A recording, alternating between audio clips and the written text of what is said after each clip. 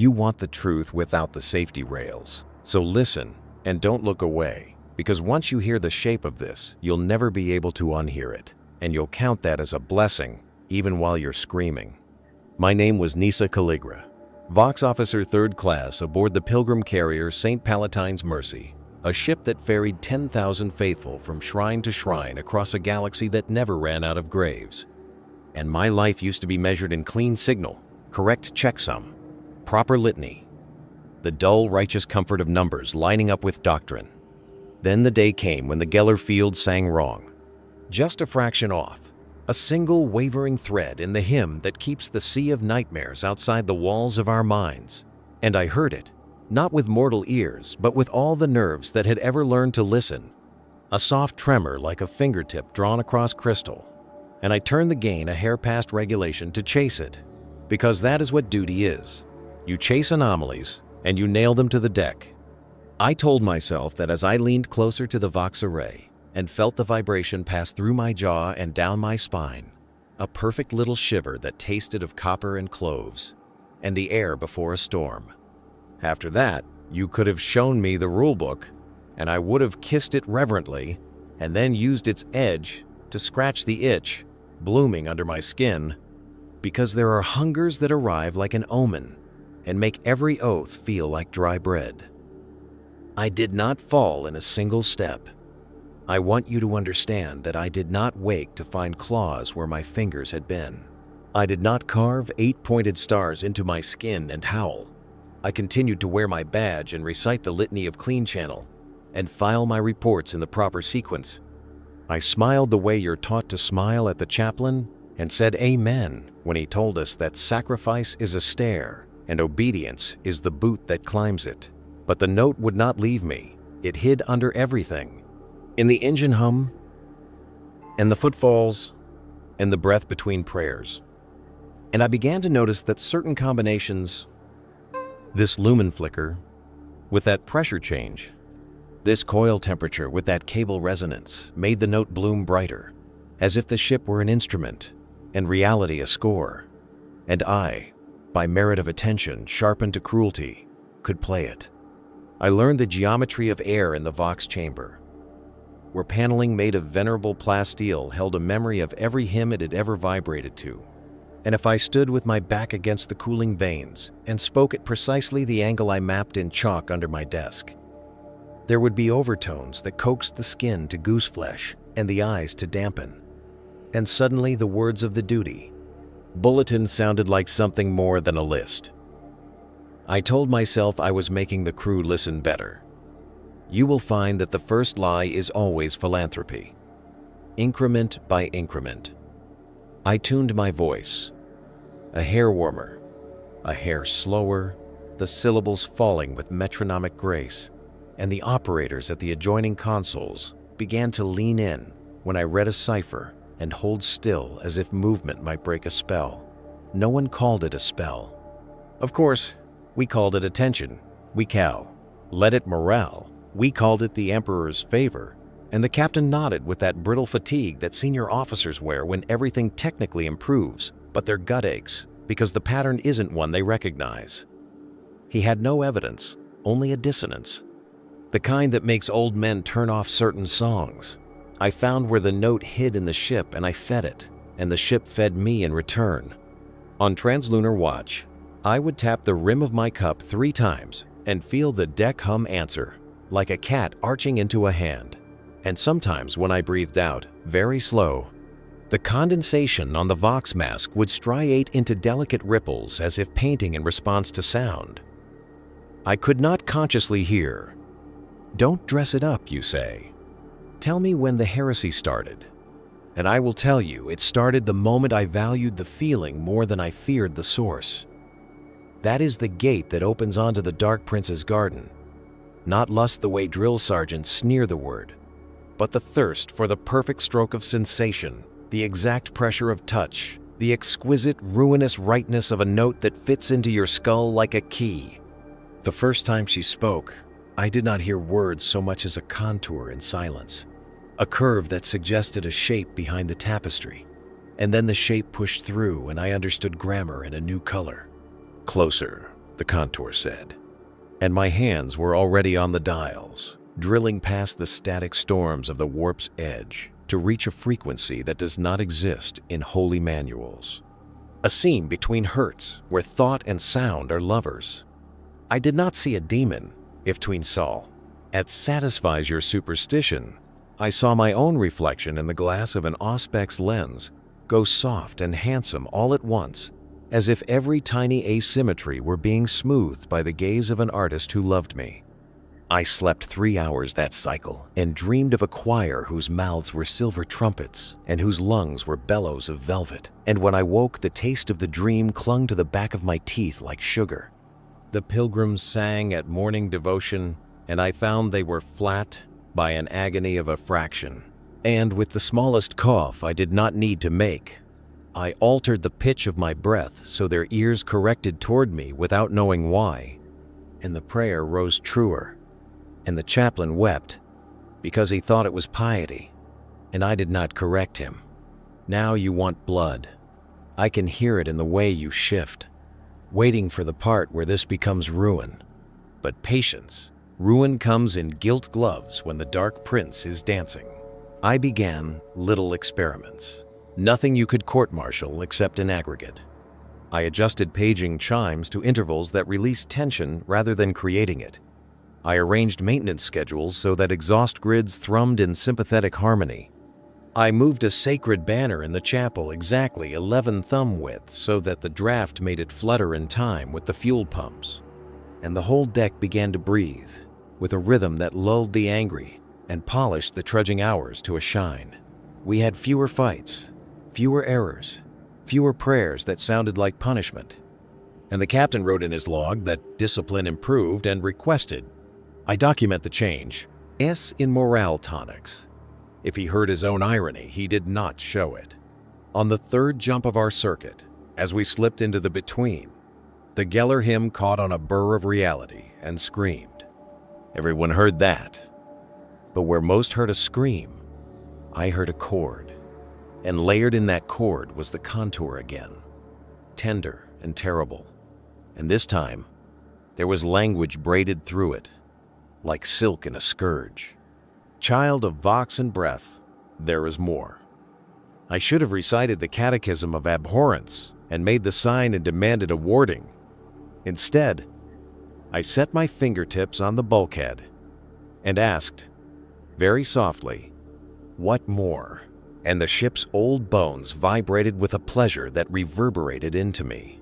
If blasphemy were a thermometer, mine rose a single thin degree that day. I do not know the day yours will rise, but it will be for something that feels like mercy. It was a Medicae who snapped first, not me. A tired woman with permanent bruises under her eyes, and a hand tremor that spoiled sutures after 14 hours on her feet. I read the casualty sheet aloud over the vox. And halfway through the column, I let the syllables widen just a little, as if caressing the names rather than stepping on them. And I could hear in her reply that her breath had steadied, that the tremor sat back on its haunches. And later she came to my console with tears she pretended were from the cold, and thanked me because her stitches were clean for the first time in weeks. In that moment, I learned the most poisonous lesson, that I could make suffering beautiful enough to endure. It is a saintly sin, and the dark P rinse adores saints who taste their own halo and then bite. I took 3 pilgrims from Deck Red 9 and started a choir in the soundproofing space behind the vox racks. 4 voices, mine the 4th, pitched to chase that seam I'd found. We called it training for emergency broadcast clarity. We sang without words, mouths open to soak the air in tremolo. And when we were done, the youngest of them laughed like he had as a child. And the oldest fell asleep for the first time without the mutter of prayers. And the middle one, a woman with a scar like a punctuation across her lip, asked me what that taste was on the back of the air. And I said, clove, copper storm. And she nodded, because she had tasted exactly that. The word Slaanesh did not appear, nor dark prince, nor she who thirsts. Only the symptom and the grin when the symptom fits the nerve like a glove. The first artifact appeared on the fifth world, around the time my name began to pass along the lower decks like a good rumor. The market on Gloria Secundus was a sober one by hive standards. The administratum kept the tithe on luxuries cruel, but even cruelty leaves crumbs. And in a pile of military salvage, a thing lay wrapped in gauze that smelled faintly of expensive sins. I called it a harmonium, because to call it anything else would give you power over it. It was a box of off-world make, whose sides were worked with vines that suggested fingers without being crass, and when you pulled the sliders, air moved through something not wholly mechanical, and produced not a tune, but a pressure that made your joints ache. In a way, T had begged for more. I told myself it was an exercise device for my diaphragm. You can see me building the scaffold and you already know who will hang from it. I brought it aboard in an inventory crate labeled devotional. In the hours between third bell and lights down, I learned to play the harmonium with my breath, drawing the sliders to find the seam, finding that certain combinations pressed like a thumb at the base of the skull, and others like a warm hand on the heart. And I wrote my settings in cipher that looked like crew rosters so no one would call the pattern a song. 3 cycles later, the pilgrims of Deck Red 9 did not need to be told when practice would occur. They drifted toward the Vox chamber like filings to a magnet. And those who had not sung before found their mouths opening because the room asked it of them. I did not seduce them, I tuned them. And perhaps you think that is better. The first death was an accident in every practical sense. On the day we passed the dust belt at the edge of the system, the harmonium caught the frequency of the engine, howl in just the wrong marriage. And the youngest, Pilgrim's nose bled in 2 perfect lines down to his lip, and he smiled and said he finally felt still, and then he did not breathe again. We all stood waiting for him to inhale, because the silence sounded wrong without it. When Medicae hauled the body away, the room felt out of tune, and no combination of sliders fixed it. Yet that night, the ship ran like silk over stone. No vibration, no hiccup, and the captain wrote that down too. Grief is a chord with many harmo, nicks, and I plucked them one by one and told myself it was to help the others sleep. When the chaplain came to pronounce the rites, I matched his cadence without letting him know, and the whole deck wept in unison, the way a well-trained choir enters together. And I watched their faces and knew that togetherness is a drug you can sell until their blood remembers it and demands the next dose. The first time I said the name, it was to myself, alone, in a maintenance crawl where condensation beaded like pearls along the ribbing. Slaanesh. The tongue loves the shape of it, the hiss and the hush, the promise of relief and the command to be quiet about it. And when I exhaled the name, the air around me felt like a breeze through silk. A shadow moved under the grate, not a daemonette. Save your appetite. Just the shape that light makes when it is tired of being straight. The Dark Prince does not always arrive as a claw. Sometimes she comes as a musician setting a chair and letting you imagine the concert. Once you're listening, the rest is schedule. The Arbites boarded us at Brighthold because 2 pilgrims had been found in the chapel after lights down with their hands clasped so tightly the knuckles broke and faces radiant as icons. And someone with a colder faith than mine called it suspicious.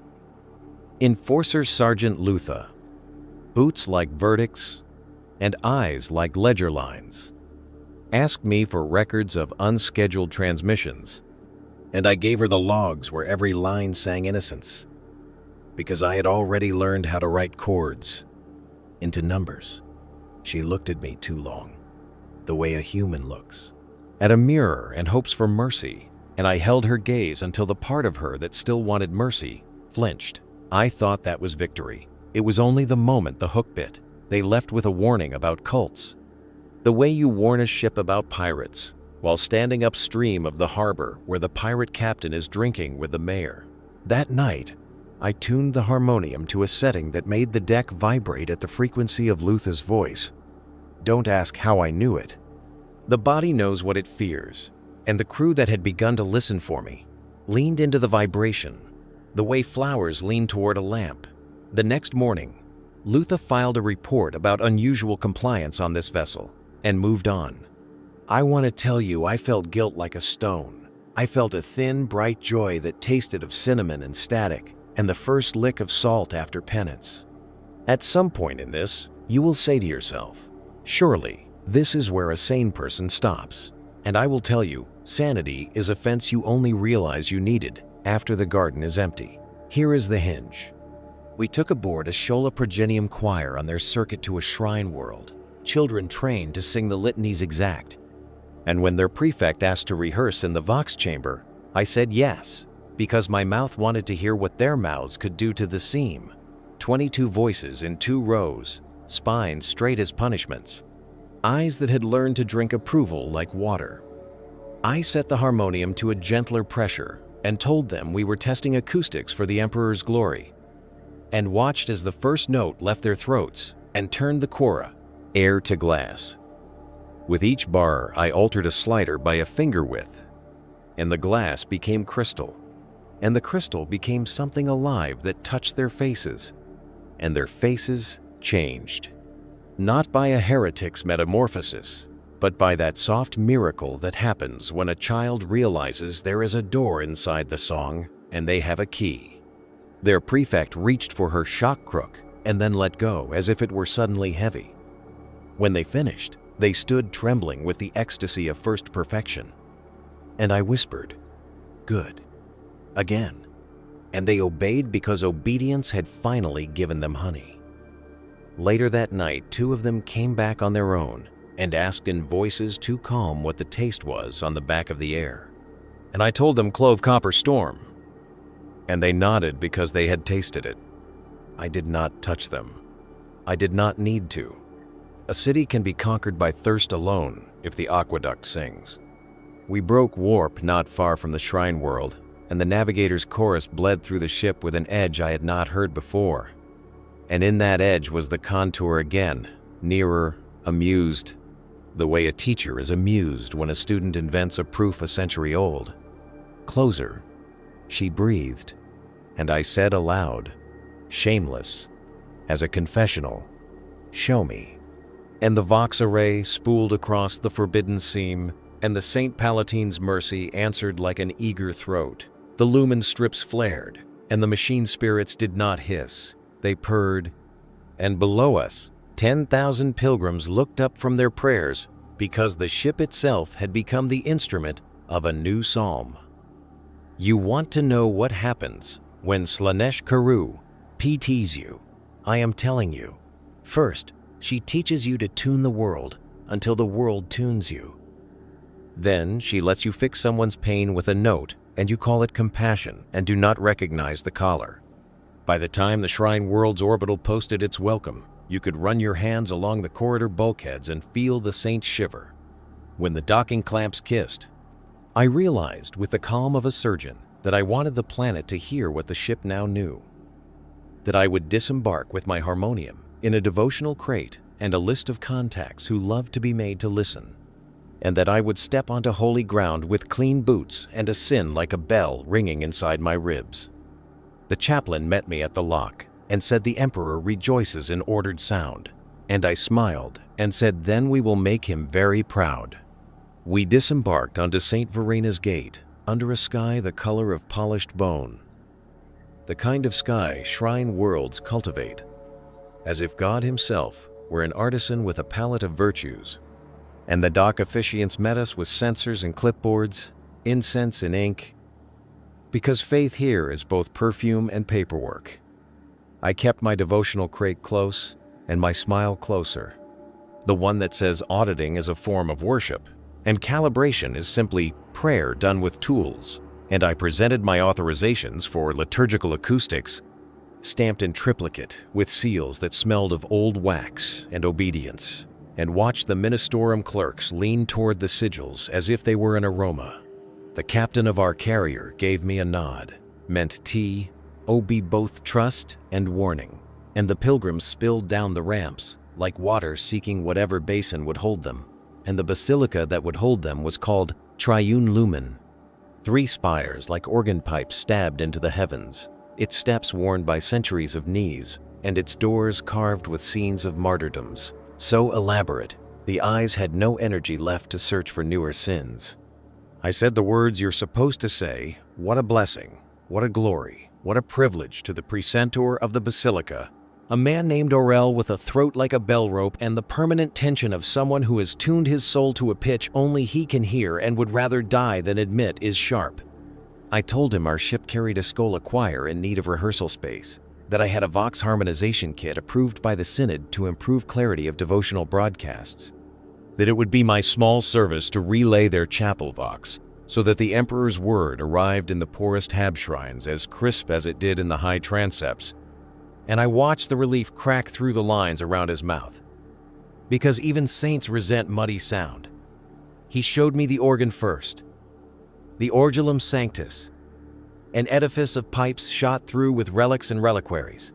Bone and brass married in a marriage that smelled faintly of myrrh and machine oil. I laid my hands on the console and murmured the litanies to the machine spirits with the tenderness of a lover apologizing for neglect. And in return, the orgelum gave me a faint shiver that ran up the keys and into my wrist, like a cat approving of the lap it has chosen.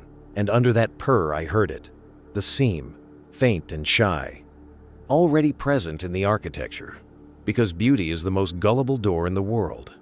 I signed the access chits, I unpacked my harmonium No, my calibration device, and logged it as Phonesis No, IX, a sanctified tonal conditioner with documented efficacy in dust-laden atmospheres. The Order Hospitaller ran the hospice annex to the basilica, and they were tired. You could see it in the way their veils hung and their hands shook when they counted pellets of blessed morphia. And it required no forbidden art to predict that if I could make pain quiet itself for 15 minutes during the Litany of Mercy, they would call it a miracle and file the paperwork to keep me in the nave. The Schola children took their places below the gallery, and Precentor Aurel insisted on hearing their range, and I insisted on measuring the room's response. And between us, we placed microphones like candles at the corners of invisible altars. The first hymn rose, clean and dutiful, and I let it be that way for 3 bars so the walls would trust me. And then, with the gentlest tick of a slider, I braided the seam into the air.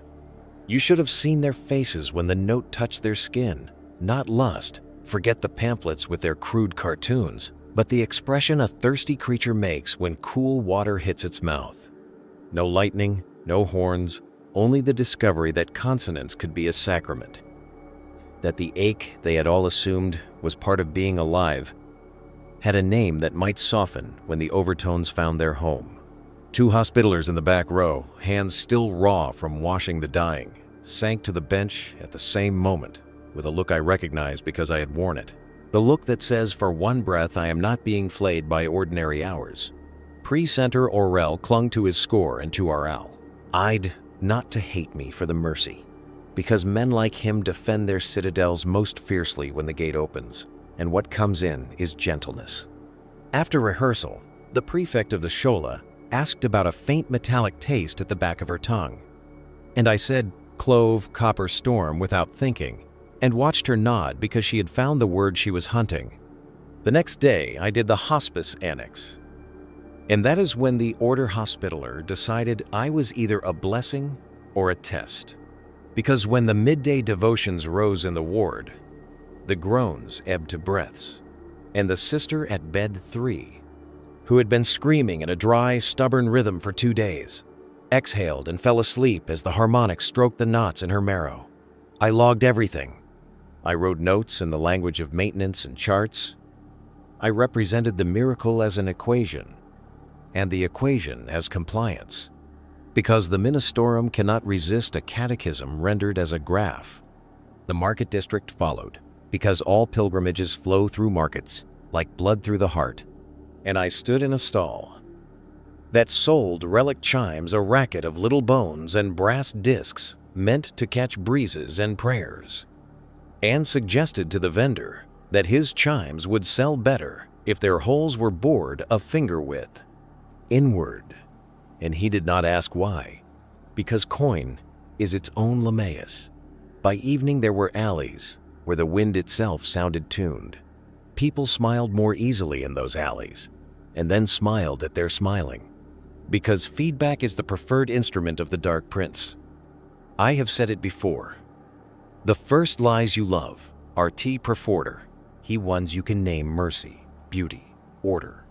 On the third day, a sister of the Order Dialogus came to observe, veiled in white, vox augmetic, nested in her ear, like a steel blossom. A scholar of tongues and tones whose task was to safeguard liturgy from contamination, and she listened without blinking for the length of 2 hymns, and afterward said to me, very gently, that there were subharmonics in the nave that did not correspond to the pipe lengths, and that she could not find their source in the schematics, and that was all.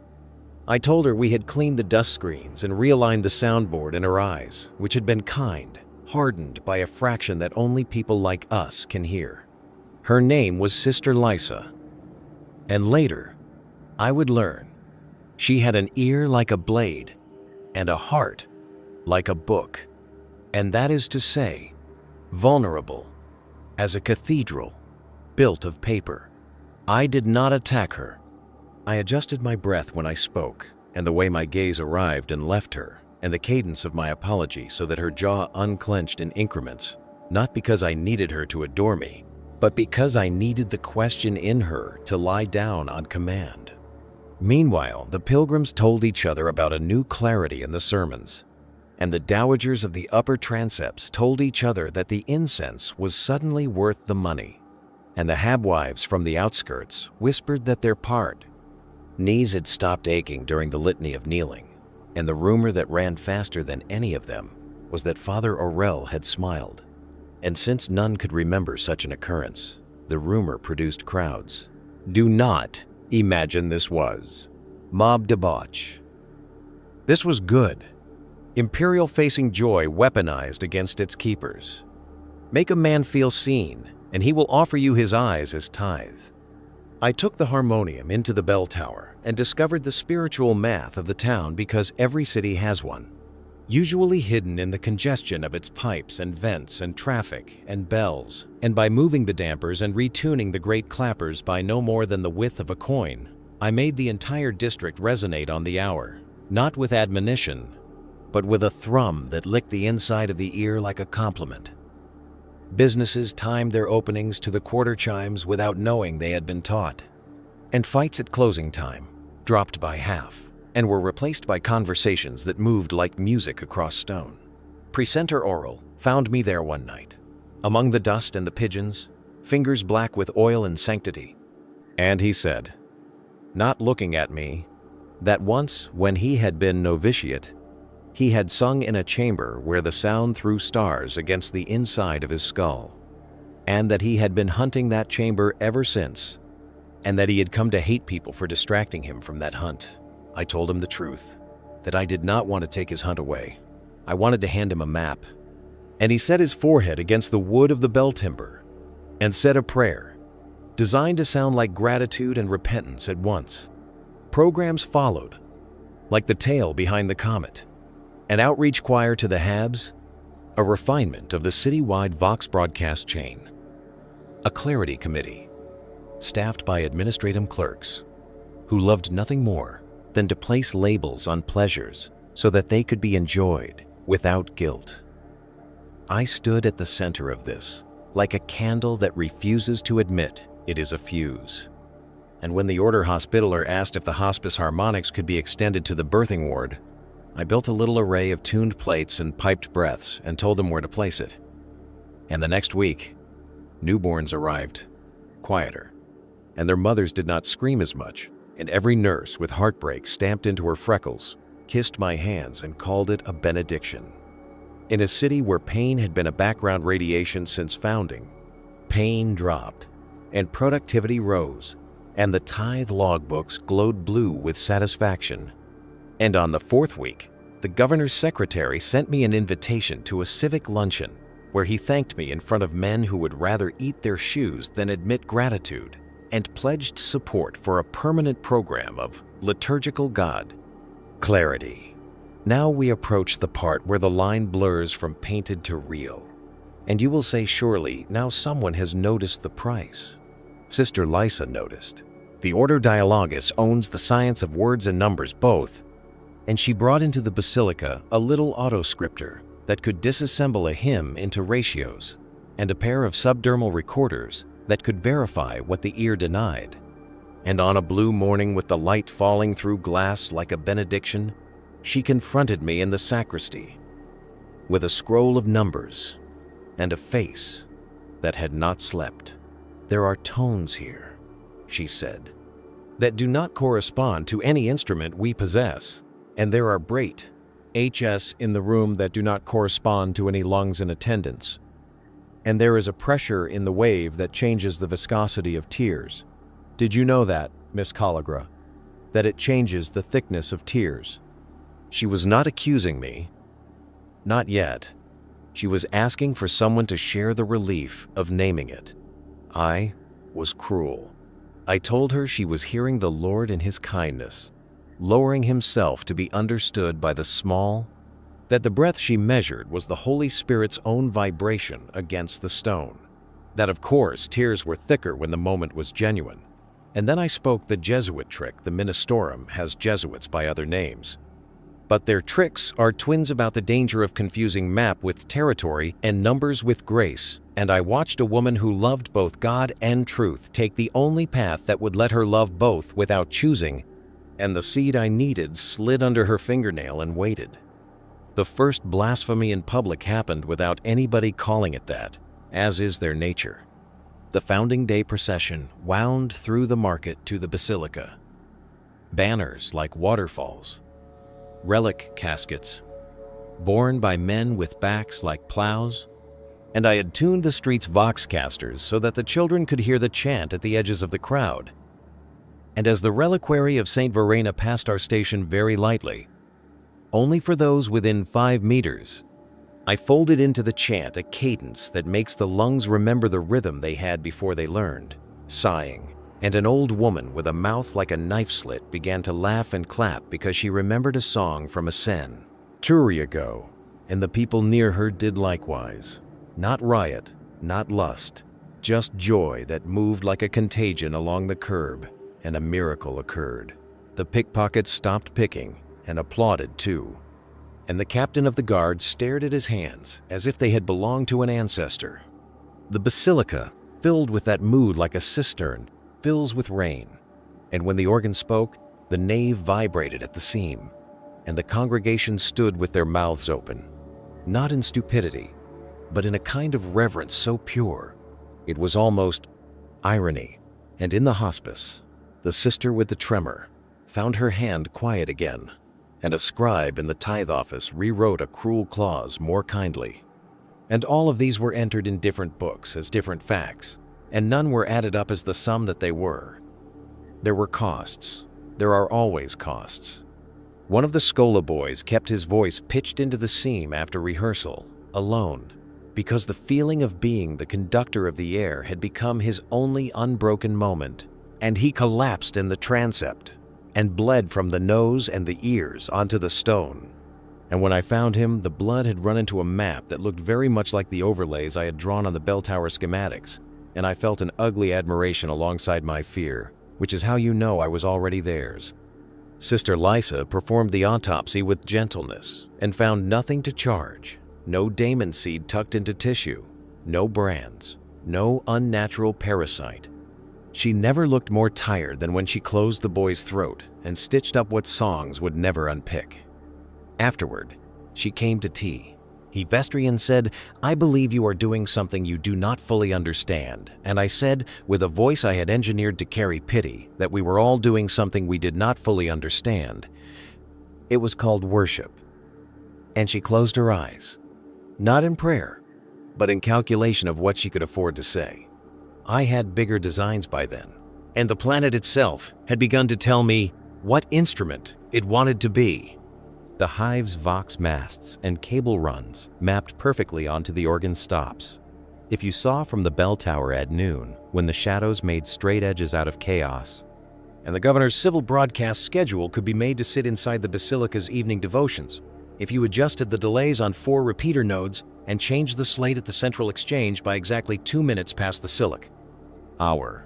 I could make the city a resonator, not to push filth into their heads the way propaganda houses do, but to pull tension out and replace it with a hunger whose name no one would dare speak because it made their tongues tingle. The night before Founding's Vigil, I took the harmonium up into the organ loft and married it to the orgulum sanctus with a run of cloth tubing and oath wire, cannibalized from the defunct Vox booth and a breath bellows I built from a spare sensor diaphragm. And phonesis no. IX became the heart behind the cathedral's ribs. The machine spirits tolerated me because I gave them respect. In the language they recognize, please and thank you are the proper voltage, and apology is the sacrament. And the final test sent a murmur through the stone that Ma did dust rise like incense and settle written on the rail in curls. That meant yes, if you were fluent. Founding's Vigil drew every soul with legs to the basilica, and the ones without legs listened on the Vox at home. And the prefect of the Schola stood ready with her 21 voices, and Sister Lysa with her auspex, and Precentor Aurel with his scores, and me with my hands on the sliders and my mouth on the bellows reed. And below us, the Order Hospitaller prepared for the wave they did not know would come, and the governor stood at his balcony believing he was about to preside over exemplary piety. And the port districts paused the winches to hear something better than chains. I looked down at all of them and decided, with the calm that belongs to surgeons and traitors, that I would give them a city that could never again tolerate flat prayers. When the first cord left the orgelum, it found the seam at the center of St. Verina's gate and threaded it like a needle. Glass trembled and did not break, which is rarer than breaking. People's mouths opened the way, windows open on spring days, and the bells took the cord and carried it into alleys, where relic chimes had been retuned, and along gutters, where water had been taught to sing the hour, and over roofs where children held kites that suddenly flew as if wind had remembered it was born to dance. The astropathic choir at the far side of the district felt something brush their blind faces and sang a bar they had not been taught, and afterward could not recall. And in a hablock, 2 lovers who had hated each other for a decade stopped in the middle of their old argument and stood with their foreheads together because the air between them was sweet. A sister hospitaller lifted a man with a mortar in his abdomen, and he did not scream. When the pain should have eaten him, he smiled and died, like someone who has just been told a joke too big to understand. This is corruption at work. So good, you cannot denounce it without sounding like a ruin. People wept the right way, and then they laughed the right way. And somewhere in the governor's palace, a clerk revised a tithe penalty downward by a factor small enough to go unnoticed and large enough to save 100 backs from breaking. I drew the second cord, and the seam accepted it. Greedy now, because it is not only mortals who hunger, places hunger too, and for a breath, I felt the city itself regard me with something like gratitude, and it was the single most dangerous sensation I have ever permitted. Then Sister Lysa's auspex spat out a strip of paper with ratios that do not belong to any wholesome physics, and she looked from the numbers to the organ loft with a face like a blade being drawn, and the precentor felt his hunt end, and knew it had ended not in God's chamber, but in mine, and his eyes filled with tears I could not afford to interpret. The third cord was coming like a tide, and it would ring every mast and cable and skull in St. Verina's gate, until the city's heart learned to beat in time, with the Dark Prince's kindness, and I was going to pull it, steady and careful as a surgeon drawing silk through skin, when the basilica's western door opened, and Enforcer Sergeant Lutha stepped into the nave with a squad at her back and a face that remembered a frequency her mind had filed as compliance, and said in a voice that managed to be both iron and pleading, "Miss Calligra, you will stop now." I did not stop. I did not speed. I set my fingertips on the register that would align the governor's civic grid to the organ and made ready to draw a city into tune. Lutha's command hung in the nave like an iron bar across a doorway, and the whole basilica seemed to wait for whether we would open or break it. And I let the waiting stretch just long enough that every listening body became a string, drawn, taut. Because you do not snap a city, you pluck it. And then, very steadily, I drew the register a breath width further, and the third chord slid into St. Verena's gate with the intimacy of a promise whispered against a locked throat. And the air stood up with tiny hairs of sound and laid down again smoother than it had any right to. And the enforcers who had come to shout discovered that their lungs had learned a gentler verb. Do not picture thunder. Picture suede pulled across glass. Picture a whetstone kissing a blade. Picture breath arriving at last where it has always wanted to be. And then watch what people do when a room invents mercy. Below, the crowd's faces lifted like crops. At first rain, and not one of them saw a daemon. Not one heard a heretic anthem. They heard their own names, remembered by the air, and they gave the air what it asked for: stillness, attention. That slight exhale people make when something finally fits, and the organ carried that exhale out into the streets, where the tuned bell masts caught it and repeated it, district by district, until the city's arguments misplaced their knives. Lutha raised her shock maul, because ritual requires a gesture even when the body no longer believes in its utility. And her squad fanned to the aisles with the hesitation of soldiers who have walked into a chapel to arrest a hymn, and I did not look at them. I did not need to. I kept one hand on the harmonium's breath, and the other on the sanctified stops, and fed the chord the way a nurse feeds a dropper into a sleeping mouth. Sister Lysa's auspex rattled on its platen and spat out ratios like a confession, and she stared at the strip as if it had personally betrayed her, because it had, and Precentor Aurel, poor hunter of a lifelong sound, sank to the bench with tears bright on his austerity, and whispered, "Found," as if the syllable were an organ stop itself. Up in the hospice, a woman in labor do not flinch. This is not lurid. Stopped screaming long enough to push without hate. And the sister holding her thigh realized only then that there had been hate in the pushing all her life, and wept because she had been alive 40 years, without knowing the difference. And in the tithe office, a clerk's cramped hand loosened, and the cruel clause he had been copying for the 7th time became, under the same pen, an accommodation written as if in someone else's handwriting. Do not write this down as sorcery with capital letters. Write it as what it is. The warp flexed around a seam, and mortal things followed the contour, because following the contour felt better than continuing to grind. The cost came too, because costs are the proof that you are not dreaming. Hairline cracks traced the relic glass around St. Verena's finger bone, not breaking, but webbing it so that the bone shone through like a star behind frost. And in the astropathic choir room, the blind adepts stiffened as if spider silk had brushed their eyes, and Dee sang one bar of a song older than their training, and afterward they could not tell the confessor which bar or what made it taste of metal. Lutha's voice came again, closer, not shouted, the kind of voice law uses when it remembers it was invented to keep grief from turning into knives. Miss Calligra cut power, and I answered her without turning. It will fall out of tune if I sever it hard. Sergeant, and your men will hurt themselves on the rebound. And because beneath rank, she is not a fool. She recognized the truth in the phrasing, and gestured to 2 troopers to move for the organ's hand pumps rather than the harmoniums. Gut, and I breathed the cord thinner, thinning without breaking, as one thins a thread to pass a needle's eye. She is brave. You should know that. She advanced up the nave step by measured step, while 1,000 people forgot they had ever loved, shouting, and when her boots reached the transept, her mall's crackle rattled the nearest votive glass and sent up a fizz of scent that the cord caught and braided into itself. And for a heartbeat, the basilica smelled like storms. Forgiven, and in that heartbeat half her squad wanted to be forgiven for something they could not name. She saw the change and did the right thing exactly wrong. She lifted the Vox grill at her throat and barked, enforcers.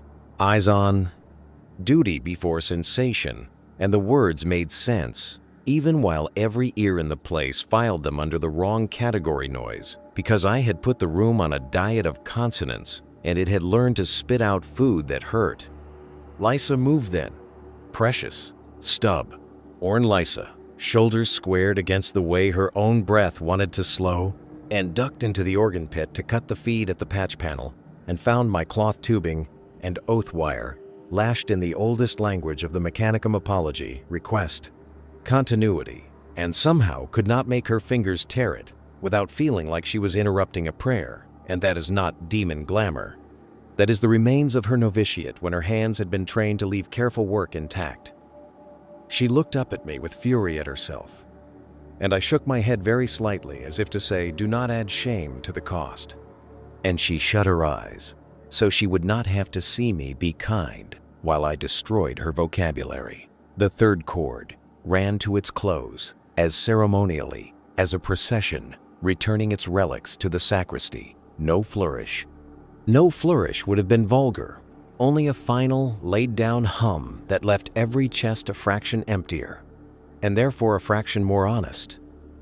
And in the silence after the last good thing the human mouth shows itself, it wants to praise or to denounce, and I counted heartbeats to see which the city had learned, and it chose praise first, soft, the sigh that means oh, and then denounce second in a handful of throats that remembered their assignments. And Lutha walked the last 10 meters into the organ loft like a judge who knows the verdict but hates the sentence. She held out her manacles and said, by authority vested Nysa Calligra, you are detained for audit under suspicion of liturgical manipulation and unauthorized interference with civic broadcast infrastructure. And it was almost endearing how she made a litany of it, so she would not have to say please or sorry. And I took one hand off the slider and offered it, and said, of course, as if surrender were a service. Because sometimes the most ruthless way to keep conducting is to accept the baton they hand you and use their arrest as your platform. And when the irons bit my wrists, people leaned forward the way they lean at the moment a solo passes to choir. And Lysa followed 2 steps behind us down the stair with her auspex tape clutched like a relic she feared might crumble. And Auril did not try to stop it. His hunt was over, and what comes after the kill is philosophy. Outside, St. Verena's gate glittered with the kind of afternoon that makes stained glass forget how to be solemn, and the plaza breathed in time because that is what it did now. And as Lutha guided me through the crowd, a lane opened as if drawn with chalk, and off to the left, a market stall wind chime, yes. One of those I had suggested caught the residual harmony and chimed a scale that makes the spine stand a little straighter. And a woman in a baker's apron laughed and did not know why, and an off-duty habguard let his hand fall from the cudgel because he did know why and was ashamed. In the Arbeit substation, Lutha put me in a chair designed to produce compliance by way of discomfort. Nothing occult, just the wrong height and angle, and discovered it did not work because my body had been taught to be at home in dissonance until I could choose it. And that is the terrible secret of Slaanesh's favorite pupils, that we are not allergic to pain, we have agency over it. And if you can choose the angle, you can own the posture. She asked the questions the badge requires. Who is your confederate? What is the device? What creed did you import? And I answered with truths that sounded like evasions, because the creed was their own hymnal tuned, and the device was breath and cloth and apology, and the confederate was a city sick of being scolded. She rubbed her temple where the third chord had rewritten a headache into a memory of rain and despised me for the kindness. And Lutha allowed it, because even iron makes exceptions for things it cannot measure. And when the station's auspex wall played back the vigil, it showed no daemon cresting the nave, no warp breach in neon. Only ratios changing like seasons in fast forward, which looks like nature to the untrained, and heresy to the trained. If the trained is tired, I asked to drink, and Lutha, because she is not a monster, handed me water. And I said thank you, with the cadence in the middle that makes the throat remember being sung to as a child, and her pupils widened, because her body had been a child once too. She caught herself and scowled and told me to stop using that tone, as if timbre were contraband. And I said, "Sergeant, I can sit in silence if you wish, but your air will still carry overtones, and your walls will still answer our voices with harmonics. And if you do not want the city to sing, you will have to arrest stone." And she said nothing today, which was the most honest possible reply. We were interrupted by Governor Maltius arriving without warning, because power loves to pretend it is still in charge when the floor has moved under it. And he congratulated Lutha for her diligence, and congratulated me for my contribution to civic spirit in the same sentence, and invited both of us to a council where he would propose the right of clarity as a formal program under Spirity Bland. Ministorum oversight, which is to say my program, laundered by robes and paperwork. Lutha's mouth tightened because she could feel the rope being braided around her own wrists, and she asked for a delay. And the governor smiled that subtle administrative smile that means your delay has been logged as a minor obstruction to joy and will be punished by committee. In the long hour after he left, Sister Lysa asked for 5 minutes alone with me, and Lutha granted it because she trusted Lysa's love of truth to anchor what my voice might loosen. And when the door shut, the dialogus stood over me with the auspex tape like a priest holding a skull and said, "If you can do what you do without lying, show me one small thing that is not a trick, and you do not know how dangerous it is to ask a devotee of Slaanesh for a demonstration within the size of your own breath." I did not sing, I did not move. I only breathed once, the way my mother had breathed when she bent over my bed in a tenement, with the rain finding us, and said a word in the dialect of our street that meant sleep. Now, I love you, and had the exact cadence of a lullaby stolen from a factory siren. And lie. S.A.'s face went through a dozen shutters and then opened, and she sat down because knees are democratic, and she said, very soft, "Oh, so it is not filth, it is precision." And I said, equally soft, "It is precision applied to the ache you already had." And she said, "I can make it safe." And I said, "No one can make hunger safe, sister, but you can make it honest." And she hated me for that and loved me more, which is the fulcrum. That evening, the council voted the right of clarity into municipal program. Ministorum oversight, guaranteed by the precentor's office, technical standards codified by the dialogus. Lysa wrote them, hands steady, and law and order participation mandated by enforcer liaison, which bound Lutha to attend every rehearsal and boiled her alive in kindness. The first week under charter looked like triumph. Written in marble, hospice deaths, gentled, fights at the pool halls dipped to numbers a magistrate could love, tithe productivity rose 3 points, and pilgrim donations spiked because people will pay for relief even if you convince them it is free. And the basilica's coffers smelled of cinnamon and clean vellum. Underneath that marble, the warp purred the way a big animal purrs when it has chosen a lap. On the 7th day, a message left the astropathic choir. Not by decision, but by reflex learned over generations. A pattern, harmless to the uninitiated, that to trained ears says unknown mimetic harmonic encountered, shrine world signature compromised. Potential Slaanesh vector, advise audit by Ordo Hereticus, and at the far end of that corridor, a woman in armor the color of judgment. Read it, and felt her teeth ache, because her master's signet always tasted of iron when the letters lined up that way. We did not know she had read it. We only felt the temperature change 3 days later when the wind over the gate came from nowhere and smelled like paper and gun oil. And that is how you know an inquisitor is inbound. The night before she arrived, I walked the bell tower alone and tasted my city the way a baker tastes batter to see if the sweetness is true. And the bells asked me in their bronze grammar whether I planned to sing for her too. And I answered the only way one of Slaanesh's pupils can answer a test that arrives with a sword and a rosary. I said yes. Of course, what else is there but to tune what despises tuning until it confesses it was a song all along? The Inquisitor came in the morning with the dawn behind her like a knife slipped through gauze, and her retinue of scribes and soldiers moved in silence so complete it rang louder than any hymn. And when she stood in the nave of Triune Lumen, she did not bow her head to the relics. She bowed her eyes across the crowd, as if counting not hearts, but faults. And her name was Inquisitor Vera Cord, Ordo Hereticus, and the name was carried ahead of her like a bell, because even stone prefers to be cautious. She listened to the rite of clarity once, only once, standing with her hands folded at her back. And when the first chord ran through the city, she did not tremble or smile.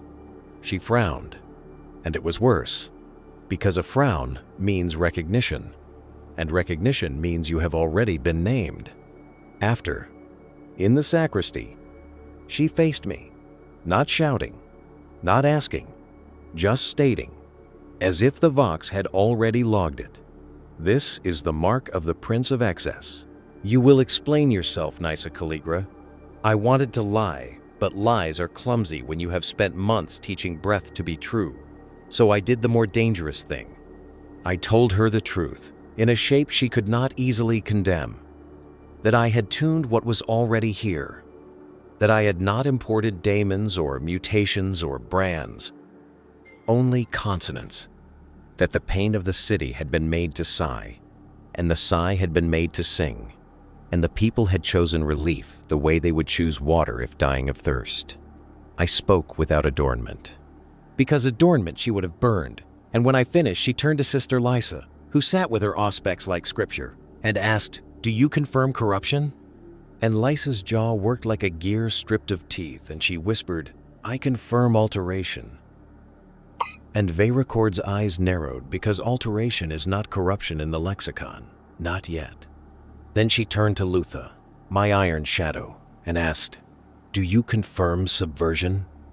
And Lutha's scarred hand twitched at her maul, but her voice, tired and raw, said, "I confirm, obedience has improved.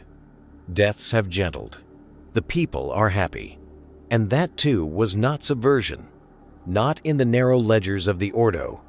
And for a flicker in her gaze, I saw the same ache I had seen in every pilgrim and every choir boy and every nurse. The ache that asks why joy should taste forbidden if it makes the burden lighter. She dismissed us, but the dismissal was no pardon. It was delay, and she remained to watch, for an Inquisitor's greatest weapon is not the bolt pistol, but patience. Days became weeks under her shadow, and still the city sang, and still productivity rose, and still the hospice stilled its screams, and every report she sent to her masters carried contradictions like twin daggers, evidence of heresy with outcomes of virtue, testimonies of altered worship with proofs of greater devotion. She was not corrupted, not then. She was disciplined steel, but steel rusts quickest when left damp, and she had been made to breathe the same air as the seam, and air does not ask permission to enter the lungs. The climax came in the governor's palace, when she confronted me alone with wards drawn and weapons primed, and she asked the question every Inquisitor fears to ask, "Why does it feel better?" And I answered with no chant, no trick, only the same breath my mother had given me in the tenement rain, because it was always meant to. She did not shoot me. She did not bless me. She wept, silently, the way granite weeps under pressure, and left. When her gunship rose, the city did not riot, did not fear. It hummed.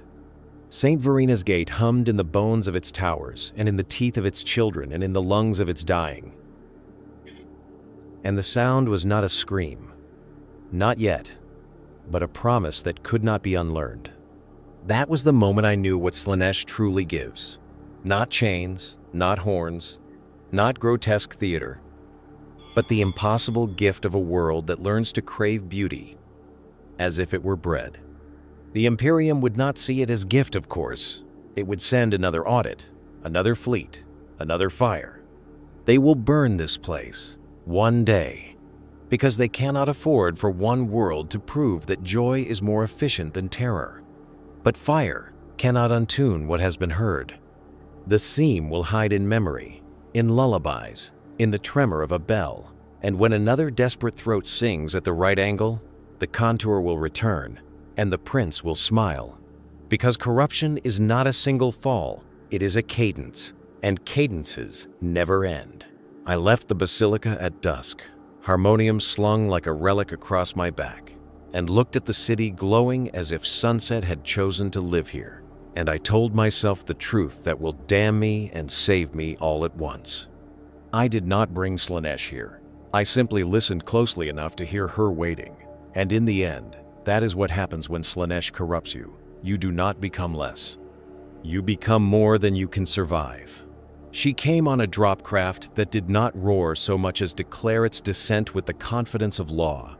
Slate hull marked with a rosette that made the air around it taste faintly of iron. And when the ramp fell, the first thing that touched St. Verina's gate was not her boot, but a silence around her. A bowl of absence that made the bells 2 streets over choke on their own echo. You think I am dressing it with metaphor, but I am not. There are people in this galaxy who carry a subtraction, where other souls carry light. Blanks. The Mechanicum calls them in a language stripped of poetry. And one of those women stepped down first, in a hood of plain weave, with a face like a door left ajar on a winter night. And behind her came the Inquisitor, whose name the Cognate would later record as Severine Cora of the Hereticus.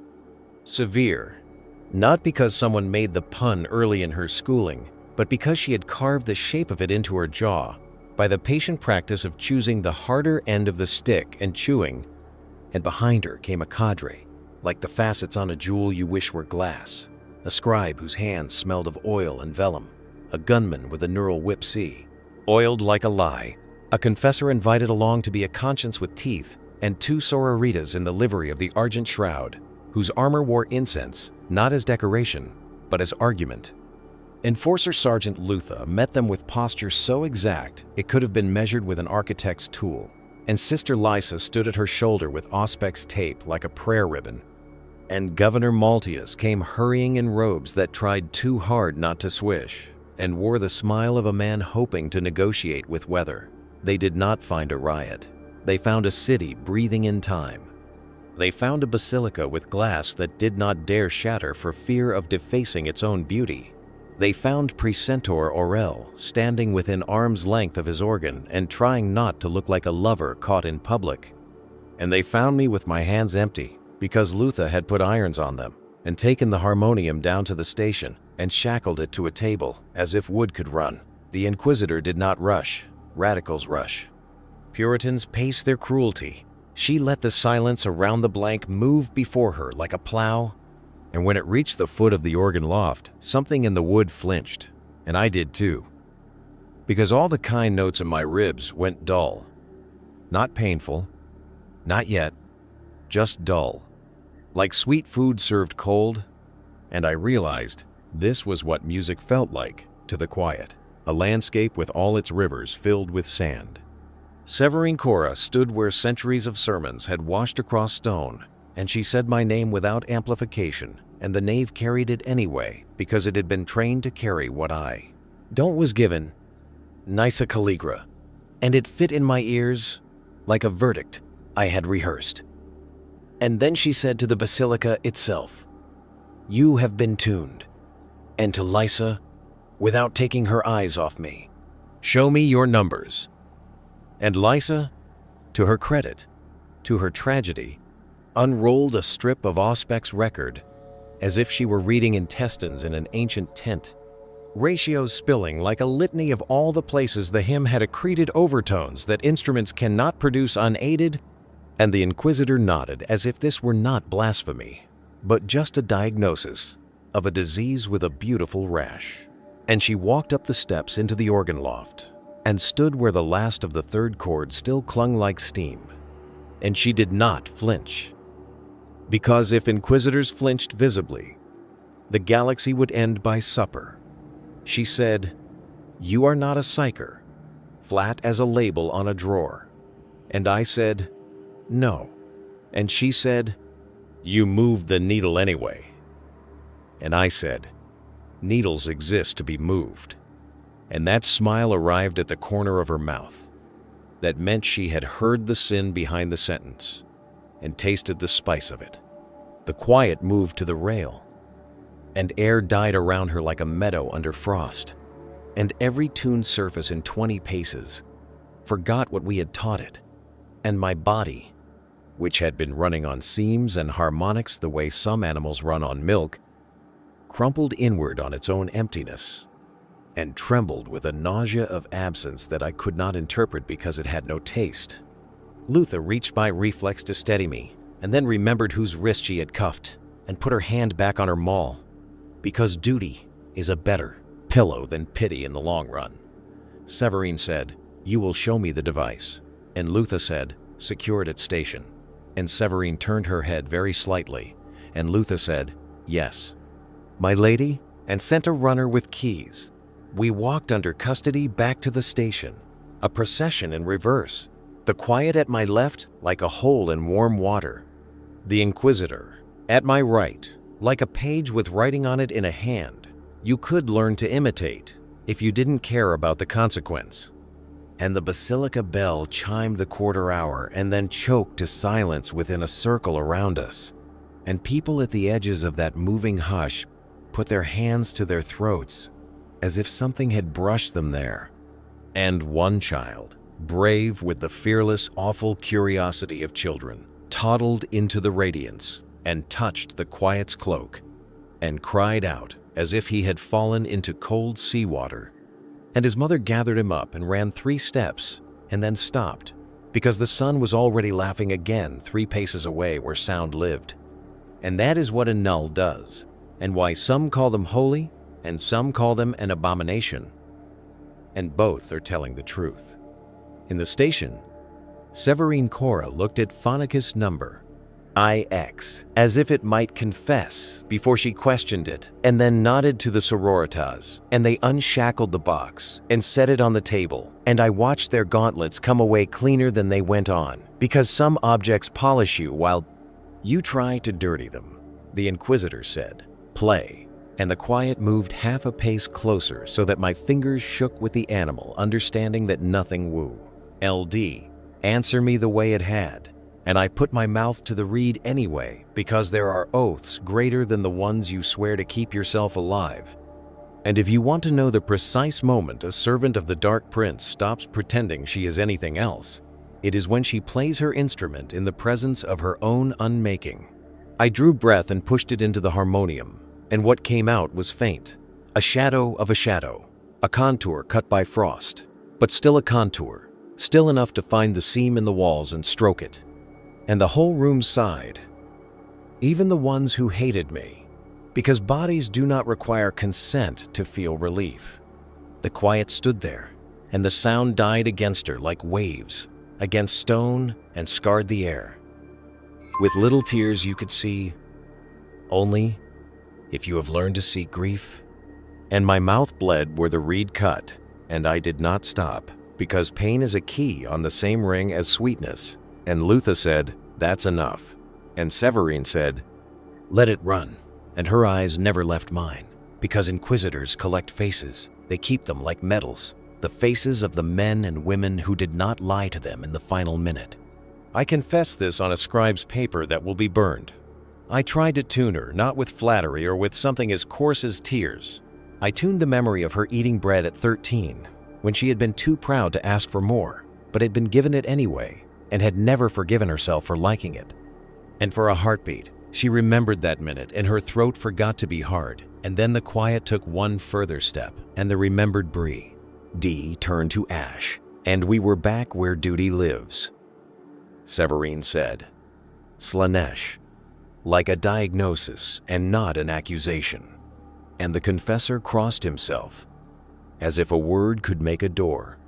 And the sororitas looked like statues, looking at statues. And I said, very clearly, "Yes." And that is why I am still alive to tell you this, and not a smear on a wall. Because she prefers confessions to denials when they arrange this beautifully on her desk. The judgment came in layers because the Ordo likes to knit rope while you watch. Municipal program rescinded.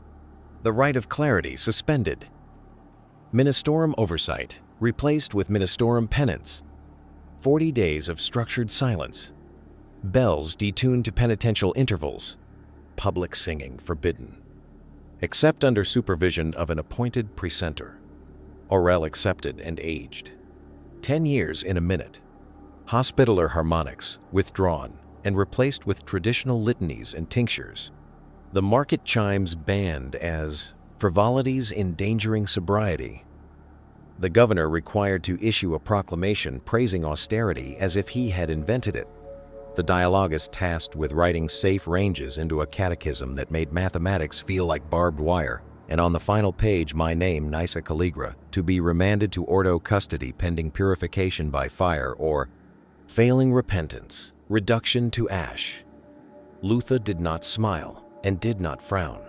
And if there is any kindness left to give that woman, it is the knowledge that she did not enjoy any of this. She obeyed it with the grim mercy of someone poking a wound so it will not turn to rot. That night, before the first day of silence, the precentor ascended the organ loft alone and played the most perfect wrong hymn the nave had ever heard. Each interval a deliberate cruelty against what we had taught the room to want. And I stood in my cell and felt the air flail and knew he was breaking his own heart on purpose for the good of a city that had made him feel seen one time. And I loved him for it and hated him for it. And that is how the Dark Prince eats theologians. They did not burn me on the plaza. And if you were hoping for a spectacle, I am sorry to disappoint you. Severine Cora is not a showman. She does not make crowds her accomplice. She makes rooms her crucibles. And so they nailed a psalm of purity to the station door to reassure the public, and left Lutha to count petitions, and Lysa to audit the devotions, and took me in a van, without sigils, down streets that still remembered the chord, and cried for it in their own way, gutters humming under their breath like drunks denied, and out beyond the walls where the wind has no cathedral to teach it manners. They loaded me into the belly of a waiting, black ship's tender, and the quiet sat opposite me, and her absence cleaned the bones of my memories, until only outlines remained. You want a description of a null cell? Here it is. There is nothing to describe, because every description relies on the mind's ability to throw a color onto a wall and say this was like that. And in a null cell, the paint refuses the wall. Metaphors break their necks on the lintel. Prayers are air with grammar stripped out. And if you hum the thing I did, carelessly all my life you meet your own breath, and it dies in your mouth.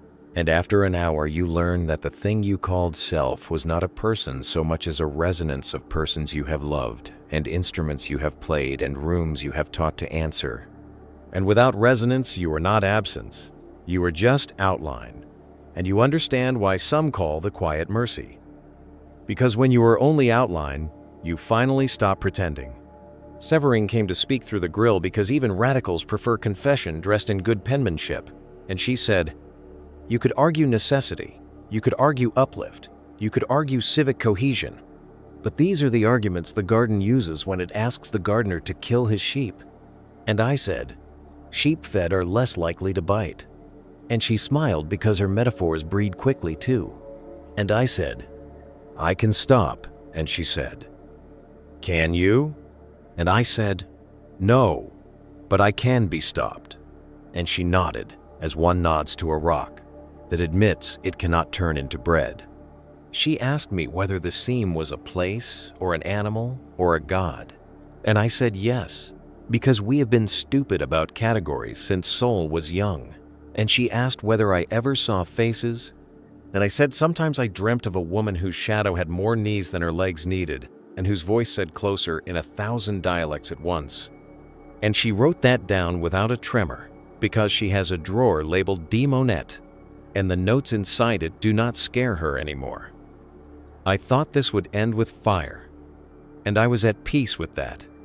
Not because I have the courage sermons like to ascribe to other people, but because extinction under a silence that will not let you sing is not a life I can live. But Severine Cora has a cruelty cleaner than flame, And she looked at the quiet and looked back at me and said, "There is a penance older than ash." And I knew then that she meant to cut me loose from the seams of my own life without letting me die, to pack me in absence like fruit in salt and carry me along her road as a lesson and a tool. Because the hereticus likes to make of us a mirror they hold up to other cities when they say this is how it begins, and the cities think, no, our beauty is too chaste to be a knife. They put an iron ring around my wrist that made my skin taste of rainless days. And Severine's scribe wrote a line in a book that means living evidence, restricted. And the quiet allowed herself a very small, very private pity that felt like standing all day and never sitting.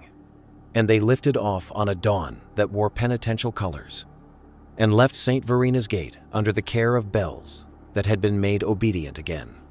I can tell you what happened after, because the Ordo leaves a residue wherever it cleans. The Rite of Clarity was renamed the Redacted Incident in the city's ledger.